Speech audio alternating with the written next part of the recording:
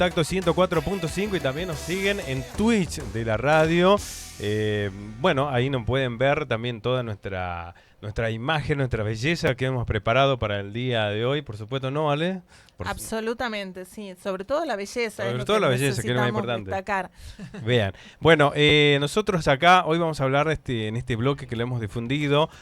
Nosotros como periodistas, hoy nos toca a nosotros hablar, a veces abordamos temas de otros sectores, hablamos de la seguridad, hablamos de la policía, de la salud, de los docentes, cómo están esos sectores, cómo la atraviesan en su día a día laboral, pero hoy queremos centrarnos en nosotros, en los periodistas, cómo día a día trabajamos, y particularmente acá en la provincia.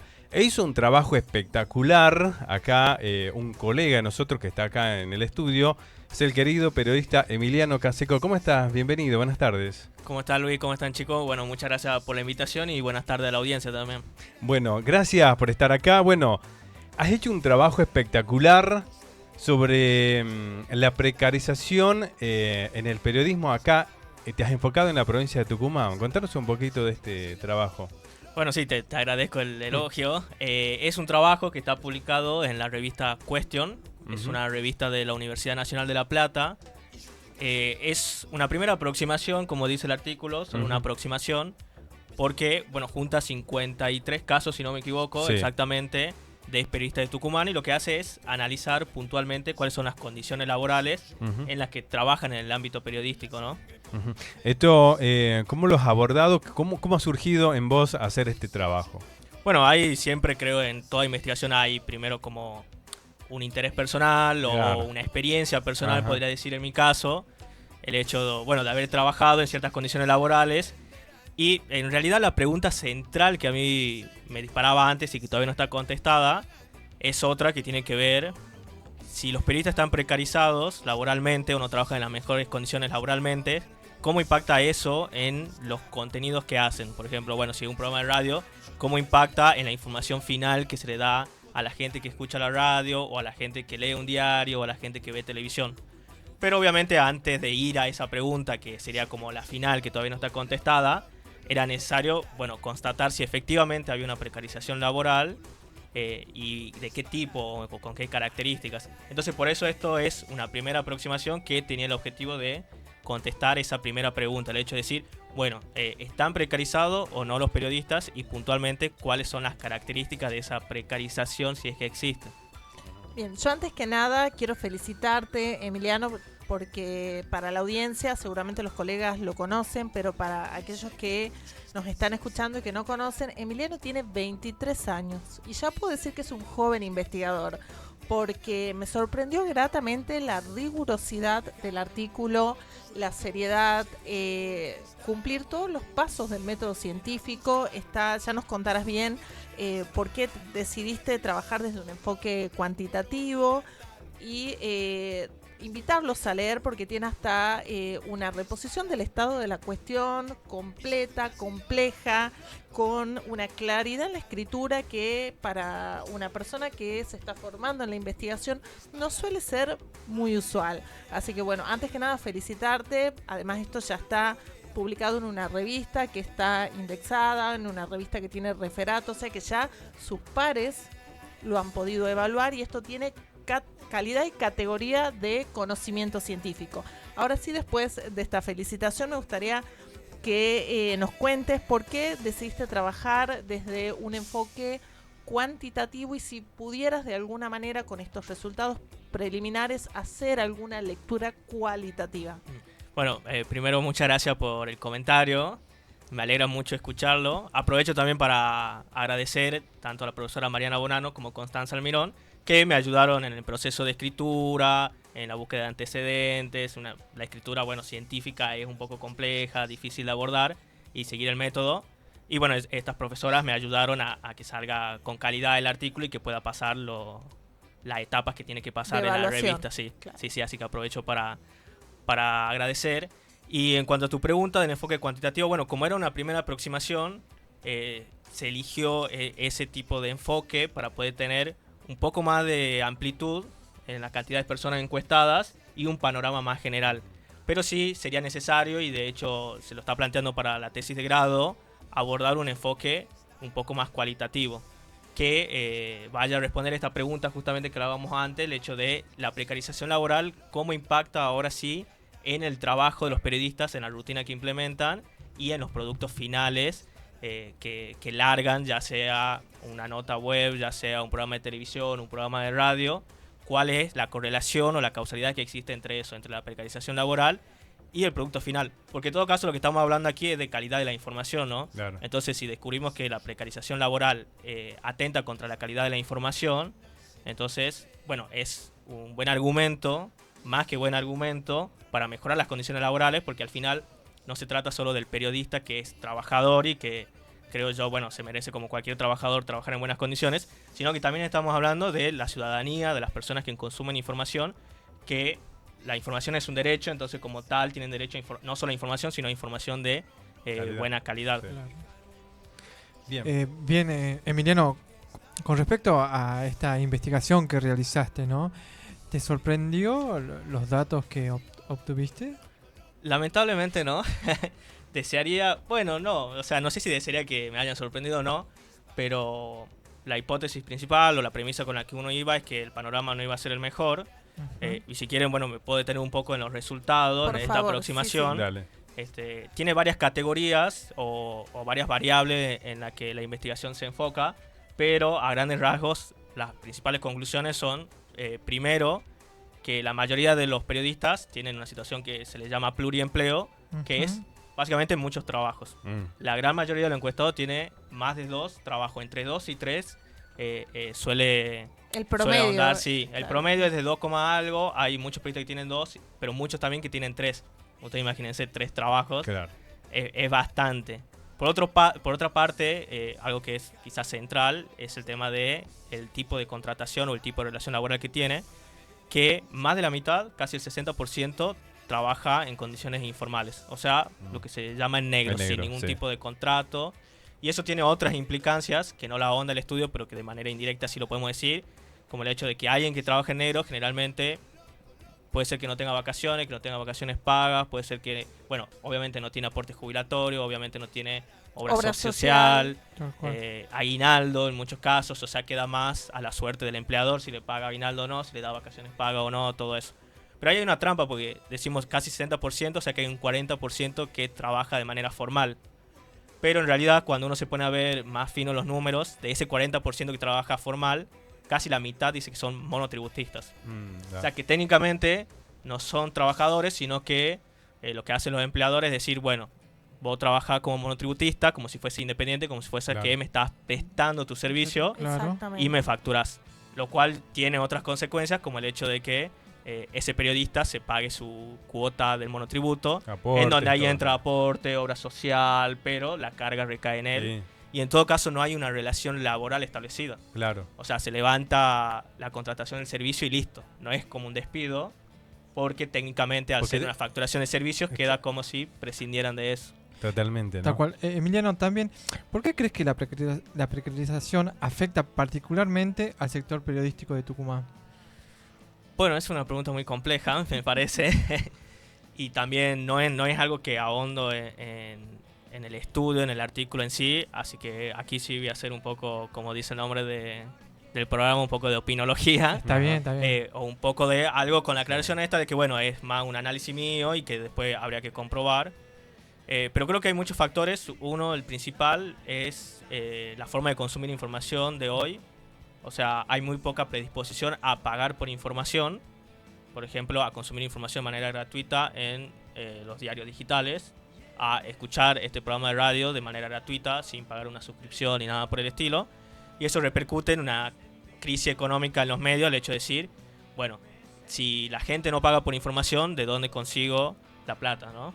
Bueno, y ahí entran otras cuestiones como el tema de la publicidad y la pauta. Entonces, hay algo central que creo que eso que tiene que ver con una crisis estructural de los medios. Pero más allá de eso, otra cuestión que a mí me parece interesante de ahondar, que también lo pregunta en el artículo, es que casi nadie está afiliado, ni a un gremio, ni a una organización como FOPEA, ni a la Asociación de Prensa de Tucumán. Puntualmente, el 79% no tiene ni una afiliación ni a un gremio, ni a un foro de periodismo, ni a una organización, ni nada.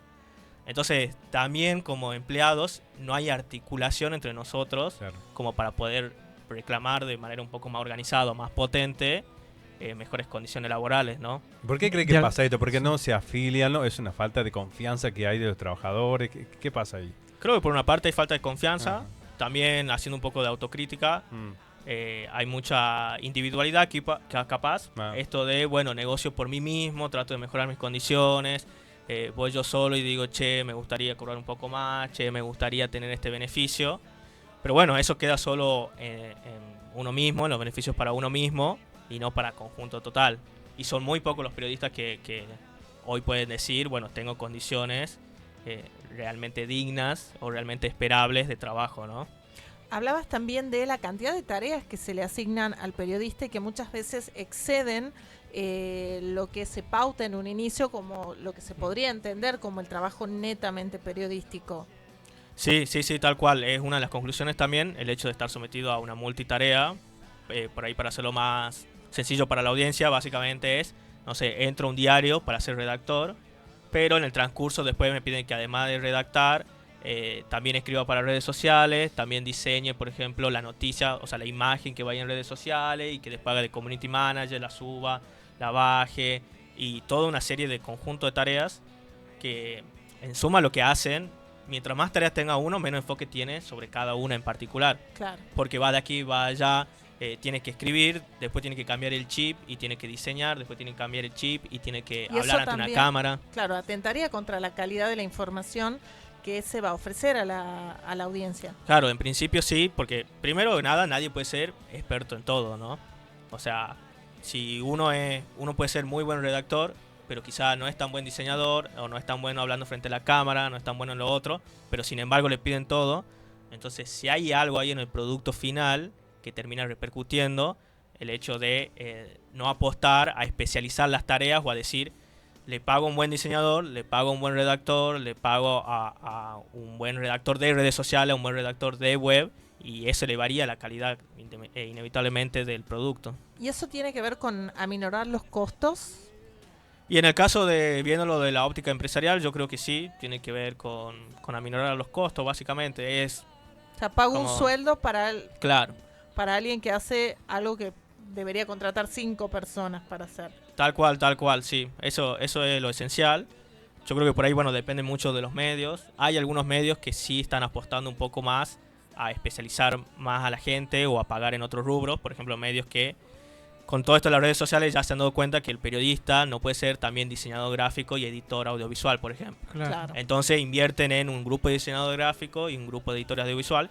Y la verdad es que uno lo ve, o sea, cuando... Se ve la diferencia sí. en la calidad del Sí, cuando uno ve los medios, uno se puede dar cuenta fácilmente, este es un medio que invierte en diseño gráfico, que invierte en edición audiovisual y que por tanto el periodista puede estar más enfocado en su tarea periodística, cuando ve otros que quizá no lo hacen, y ahí aparecen también muchos errores de gramática, errores de ortografía, por ejemplo, como por ir por algo básico, que quizá no tienen que ver con que el periodista o el redactor sepa o no, sino que tienen que ver con que tiene tantas tareas y las tiene que hacer tan rápido a todos que ni siquiera hay tiempo para chequear, ni siquiera hay tiempo para revisar. Claro, y que antes se pagaba, ¿no? En algunos medios de gráficos se pagaba eso. El corrector. El corrector, ¿no? Que había. Y se eliminó eso. Claro. Bueno, otro gran ejemplo, creo yo, el tema de los móviles Ajá. de exteriores. Claro, Ahora con sí. el celular hay posibilidad de transmitir en vivo a través de redes sociales, Facebook, Instagram. Pero ¿qué han hecho muchos medios? Me ahorro el camarógrafo. Ya. Entonces ahora el periodista es camarógrafo y periodista. Y periodista y productor y Claro. todo junto a la vez. Entonces, imagínense... Y redactor también, porque- Claro, estar haciendo una entrevista y tener que estar atento a la cámara y a la vez lo que preguntas. Y se ¿Cómo puede hacer una entrevista de buena calidad? Obviamente se puede hacer una entrevista de buena calidad, sí. Pero alguna vez vas a tener algún problema con la cámara y te vas a perder en la entrevista, no la vas a preparar bien, no vas a tener tiempo de preparar bien las preguntas. Y eso termina repercutiendo inevitablemente en la calidad. Totalmente. Ahí hablaste de un tema muy importante que hablaba el tema este de las tareas realizadas, ¿no? Y este importante porcentaje. A ver, yo voy a ver acá tu informe que dice... entre los encuestados destacan los periodistas que realizan móviles en exterior, un 30,8%. Seguidos por conductores y panelistas 21%, productores 17%, redactores 15%. Hay más móviles exteriores. Sí, sí, hay más móviles de exteriores que contestan la encuesta. De todas formas, hay una aclaración que la hace también ahí al final del informe, que es una muestra no construida de manera probabilística. ¿Esto qué quiere decir? Que lo que han contestado la encuesta no es que se la seleccionó de una manera estadística para que nosotros podamos decir, bueno, estos resultados lo amplió a todos los periodistas. Claro, de la totalidad. Por eso también hablamos de una primera aproximación que nos pinta un primer panorama de cómo es como el panorama. Ya en esta primera aproximación uno puede ver, si bien todos los trabajadores, los periodistas en general, tengan la tarea que tengan, están precarizados, o por lo menos en eso que vos investigaste, pero por ahí el periodista exterior está un poco más expuesto, ¿no? Por andar en la calle, está todo eso, y más que nada esto de que no tienen seguro y está mucha la exposición. Vos lo viviste en persona, vos iniciaste también como periodista de exteriores. Claro, yo empecé como movilero también y es muy cierto lo que decís, porque bueno, el hecho, imagínate, un periodista que trabaja en negro y como vos decís, un movilero está más expuesto en la calle. Sí. Se está trasladando de un lugar a otro y ¿qué pasa si lo chocan, por ejemplo? Un auto que puede pasar, o si le roban su celular, porque también otra cuestión es el tema de los materiales con los que se trabaja, si el medio aporta materiales o uno tiene que utilizar los suyos, su celular y otras cuestiones.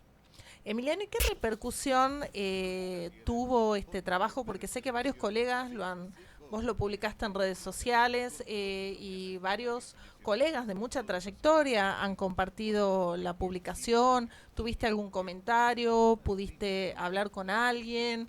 ¿Qué repercusión tuvo esta investigación? Porque según lo señalas muy bien en el trabajo, no hay antecedentes de este tipo de trabajo en la provincia. Bueno, sí, afortunadamente tuvo muy buena recepción. Muchos colegas reproducieron. Yo lo que hice es publicarlo en mi Twitter puntualmente en redes sociales, porque por ahí, bueno, llegar a la revista es medio de casualidad, o las revistas científicas las suelen leer gente que está dedicada a la academia, pero el objetivo central es que trascienda lo que es simplemente el ámbito científico, el ámbito universitario. Entonces en redes sociales tuvo muy buena repercusión. Muchos colegas también enviaron mensajes y yo creo que en síntesis, como lo podría resumir, es que si hay una necesidad de parte de los periodistas de que de este tema se hable y se lo ponga en agenda.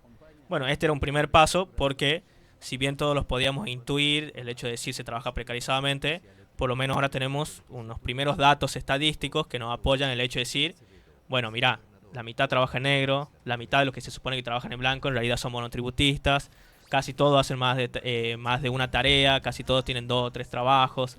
Entonces todos esos son datos que sirven y que apoyan en cierto sentido estos reclamos que tenemos todos a nivel interno, quizá dentro de nuestros medios, o a nivel sistema, el hecho de decir hay que cambiar algo dentro del periodismo, porque evidentemente algo no está funcionando si se trabaja tan precarizadamente y si también hay, esto ya es otra arista, pero también hay tantos cuestionamientos por parte de las personas, de la audiencia, hacia la profesión periodística.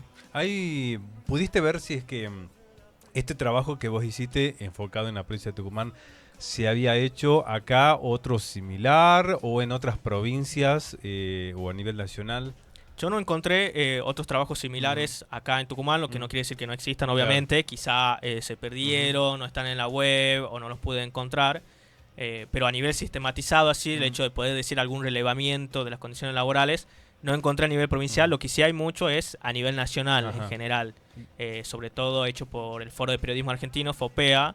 Cada cierto tiempo suele hacer este tipo de relevamientos y de encuestas, que de hecho en el artículo ahí lo menciona, funcionan como referencia o como inspiración para tomar algunas categorías. El hecho de decir, bueno, si a nivel nacional está pasando esto, tomamos estas variables, como el hecho de decir la informalidad, la cantidad de tareas, la cantidad de trabajos, y la encuestamos a nivel provincial. A nivel provincial, entonces, en resumen, no existen muchos, sí existen más a nivel nacional, con las desventajas que tiene eso, que bueno, que en cierto sentido generaliza lo que pasa en todo el país y no se puede hacer foco en lo que pasa en cada provincia, ¿no? Claro, claro. En ese caso, tu trabajo sería un valioso aporte. ¿Cómo sigue esto?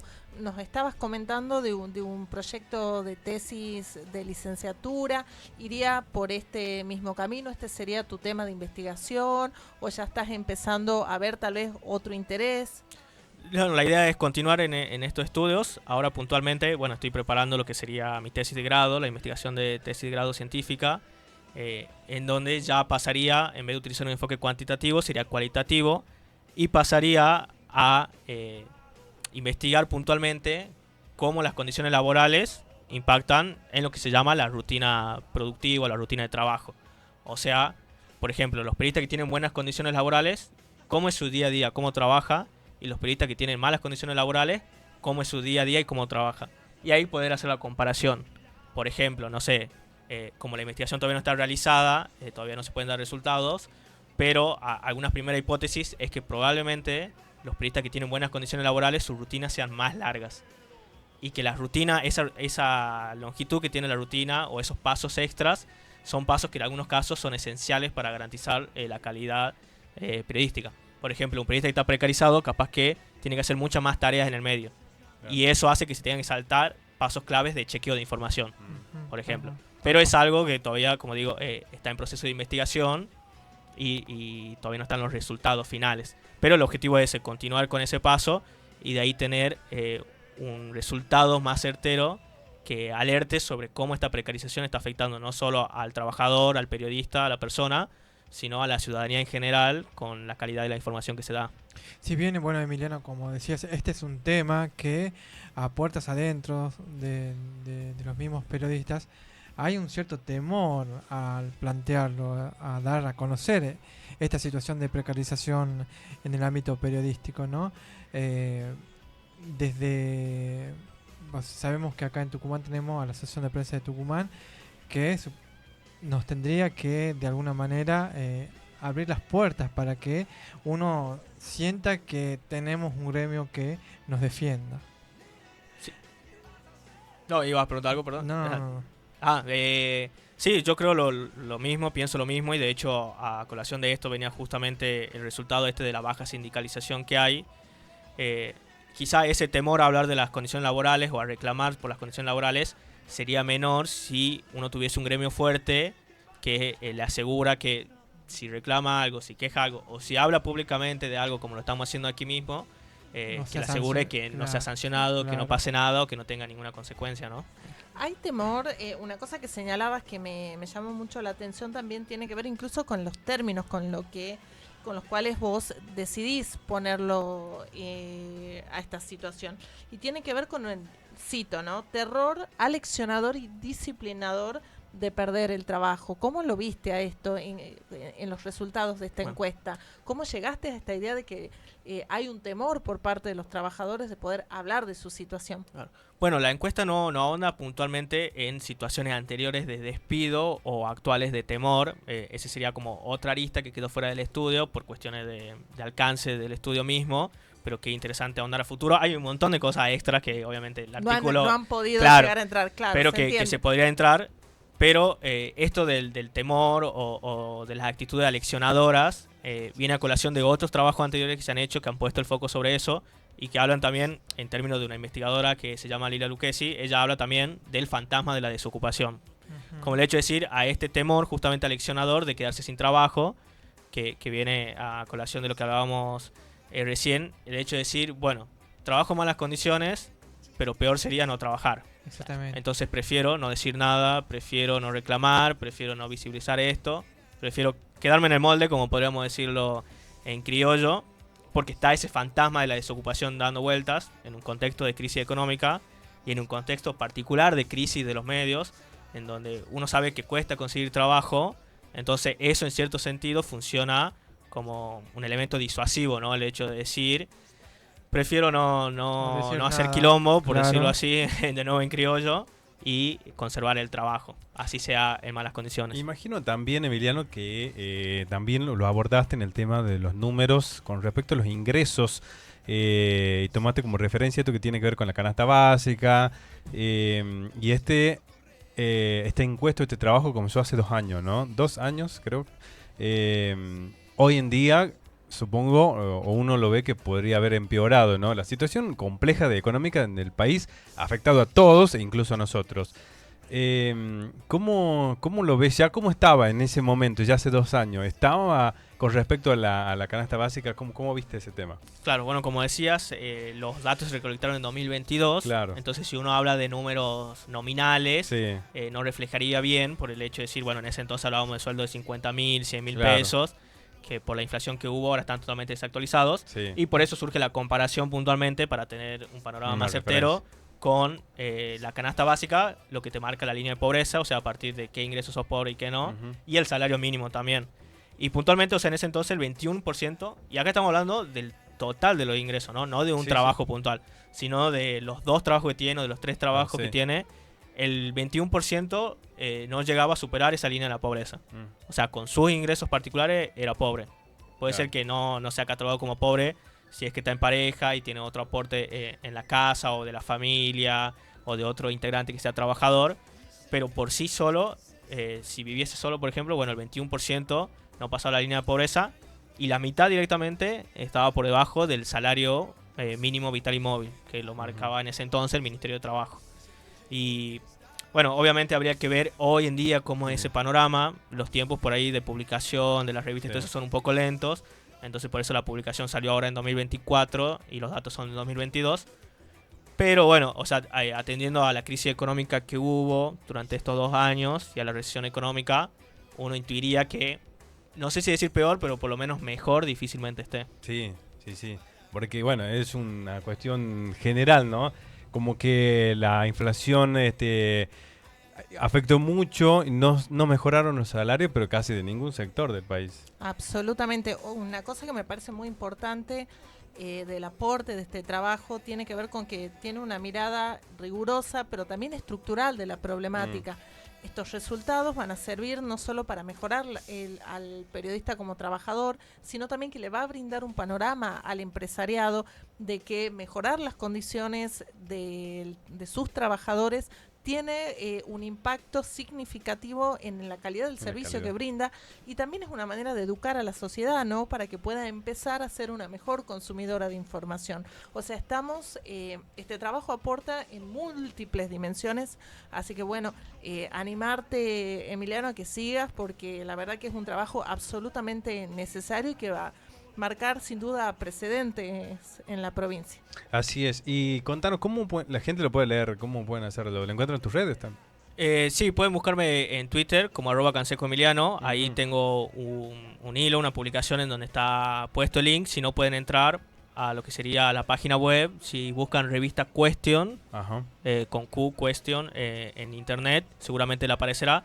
Y es el último número de la revista. Ellos cuelgan ahí todos los artículos que salieron. Y uno de esos es el mío, que se puede descargar en PDF y leerlo virtualmente. Perfecto, bueno.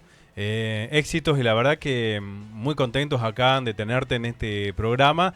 Y bueno, a conocer ahora de tu palabra, conocer un poco el panorama que se vive principalmente en la provincia, que es donde se enfoca tu informe, el periodismo en la provincia de Tucumán, ¿no? Acercarnos, como bien vos decías, son aproximaciones, ¿sí? Que todavía esto faltan ahondar, faltan en ver el tema de la calidad educativa, cómo esto va a impactar. Me parece que es súper interesante lo que marcás vos, Ale, y esto para ver cómo se puede trabajar, ¿no? Así que bueno, muchísimas gracias, Emiliano, por todo esto. Bueno, muchas gracias a ustedes por el espacio y bueno, por también esta posibilidad, que el objetivo final de que trascienda simplemente la publicación. La publicación creo que es lo de menos, o sea, lo importante es el proceso de investigación, que sea riguroso, que aporte datos, como decía Ale, que puedan servir tanto al periodista como al empresario, al medio, al periodismo en general. Y también poder hacer público estos resultados, porque muchas veces, quién sabe, capaz motiva a otra persona a investigar este tema y encuentra cosas que uno no encuentra, o investiga aristas que a uno nunca se le ocurrieron, o pone en relación cosas que uno nunca pudo. Y bueno, así funciona la ciencia también, ¿no? Ir aportando a todos. Totalmente. Muchísimas gracias. Muchísimas gracias a Emiliano Canseco. Bueno, ahí lo estamos escuchando, autor de este trabajo de investigación sobre la precarización laboral en el periodismo tucumano. Ha traído un poco de luz y ha traído este tema a un tema que está un poco escondido, porque bien mencionábamos ahí el temor a recibir alguna represalia, de decir, no, este tema no lo toques, o sea, es muy delicado, pero es una situación que se está viviendo actualmente acá en la provincia de Tucumán. Así es. Bueno, 3 de la tarde, 31 minutos. Vamos a una pausa, Matute, y enseguida continuamos ya con el último bloque de Opinólogos al Aire. Pero mi suerte es negra, mis dientes van a estar